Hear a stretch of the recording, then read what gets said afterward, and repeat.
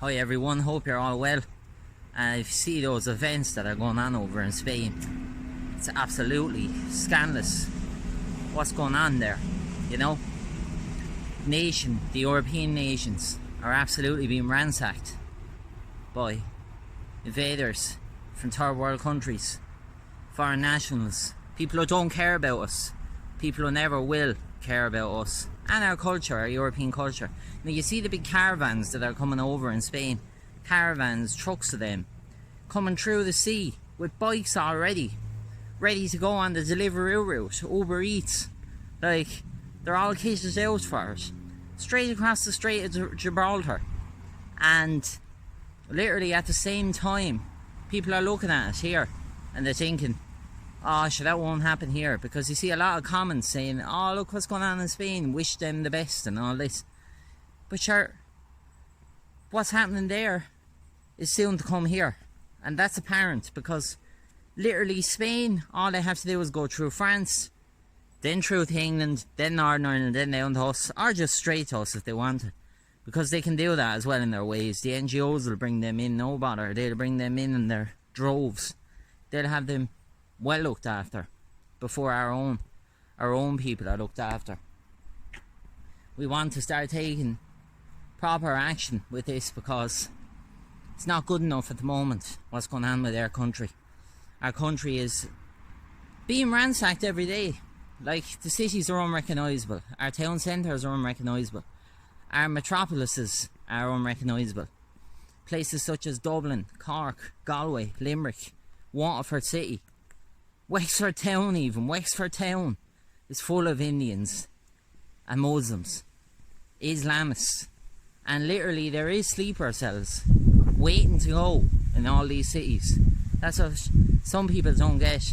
There's sleeper cells waiting, and they're waiting to be just told, you have the go ahead. You have the go ahead now. You can go and do what you're meant to do for their God, you know, the God that rhymes with Shala, you know.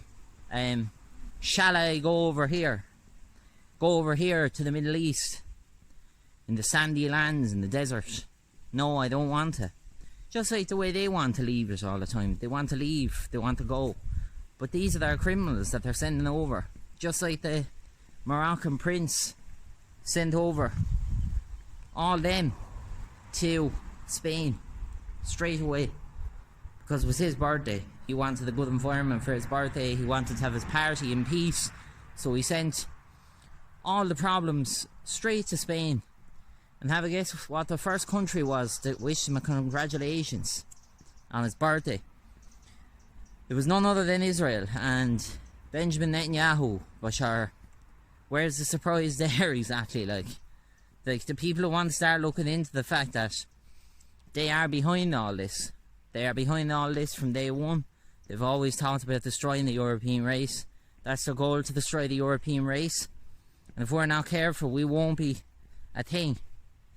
In 50 years in this country, even less, we'll be a total minority. That's the way it's going. It's time to really wake up. I mean, in fairness though, a lot of people, I just have to say it myself, a lot of people, unfortunately, they're dozy, they don't care. They'd rather back some foreigner, some outsider, than their own people. Any day of the week they would. They'd roll out the red carpet for him. They'd give their house to him. That's a lot of people in this country. I mean, 85% of this country got jabbed and vaccinated to the nines with government approved juice from the fella they say they hate, Donald Trump, which is actually ironic, because it was Trump's idea to do Operation Warp Speed, and all the liberal lefties said they hated him, but then they took his jab, which he instigated quick, got out there quickest jab in history. And I suppose you could say he did a good job doing that, but I didn't fall for it, you know what I mean? And a lot of people didn't fall for it, but what we have to understand is that there's a lot of people here that did fall for it, and they're still the same, and they'll never learn different until the problem is at their door. And that's just the truth, everyone. But I wanted to pop up this video just let you know how I feel about that situation over in Spain, and how I feel about the current situation in this country, and how I feel really we can change things as a people, as we can strategize. We can come together as groups. We can come together. We can do our best. You know what I mean? Something is it's got to give. Something has got to change. It's not good enough from all angles, from all sides. What's happening in our dear nation? Destroyed, disrespected, degraded, hated upon every day this country is. By outside invasion, foreign influence, and inside traitors that hate this country, hate what we are, hate what we stand for, hate our traits, hate our looks, cause us mongrels, you know. The man who was installed as Taoiseach, he wasn't actually elected properly. He put himself into power, really. Back in 2020, Micheál Martin, when his party didn't get the majority of the popular vote, even though the other traitors got the popular vote back in 2020, didn't they? SF, they got the popular vote. So what good is that? To be honest, imagine if they actually, and if they were let just be there, we'd actually be worse off. That's the grating thing, isn't it, really? That's the grating thing. We'd be worse off if they were left go on, you know. And like, say, FG and FF and the little Green Party decided to say, yeah, we're staying out of power, we're going to say the Green Party decided to join SF, but they didn't at the time. But if they did, they would have give SF a majority. Say if the likes of People Before Profit as well stood with them.